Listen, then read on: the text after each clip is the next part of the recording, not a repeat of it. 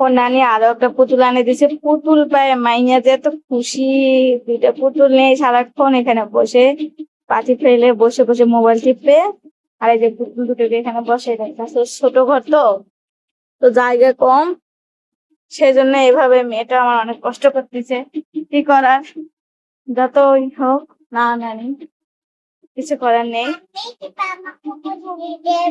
হ্যাঁ যাও উপরে যাও, তুমি উপরে যাও ফোন দেখো, দাও আম্মু ঝাড়ু দেয় আগে। এত উঁচু করছো আর নানি খাট যে আমার মেয়েটা উঠতেই পারে না। যাও।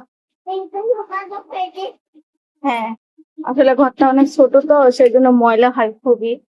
আর ঘর থেকে বের হলেই বালু, তো ময়লা তো হবেই।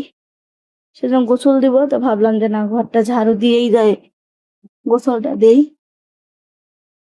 খালি বালু, খালি বালু, অন্য কোনো ময়লা নেই, শুধু বালু।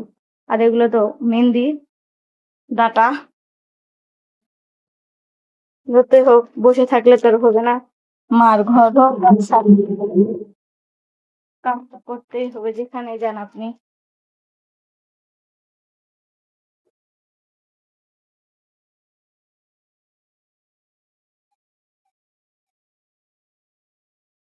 ছোট ঘরে বেশি ময়লা হয় একটু। আমার মেয়ে কার যেন ব্যাট ওটা কুড়ে পাইছে। বাসায় কিন্তু খেলনার অভাব নাই, ছোট পোলাপান এমনই, যার জিনিস দেখবে বা রাস্তায় কোনো একটা খেলনা পাতি দেখবে, ওটার জন্যই পাগল হতো, যে ওটাই নিতে হবে, ওটা নিয়ে খেলবে। বাসায় নতুন নতুন থাকার পুরাতন থাকার কিছুই থাক, ওগুলা চলবে না। ও যেটা দেখবে চোখ দিয়ে, সেটাই। ওই যে এনে কার জিনিস রাস্তায় ফেলে দিয়েছে, ও দেশে আনছে, মানে এতক্ষণ ধরে বসে বসে খেললো। আর ওর নানি বাড়ি যত বাড়ি আসছে, কাছে থাকতো তখন, তখনও খালি পায়ে ওর নানু কখনোই মানে বালুর মধ্যে হাঁটতে দেয়নি। এবার আসছে, এবারও জুতা কিনে দিছে, ওইবার আসছিল ওইবারও জুতা কিনে দিবেই ওকে। আর আমি এবার জুতা আনছিলাম না, তো আমাকেও জুতো কিনে দিছি নতুন। জুতো বাসায় আছে, এখানে আনি নাই, যে যে কয়দিনের জন্য যাবো আবার জুতো নিয়ে যাবো, থাক।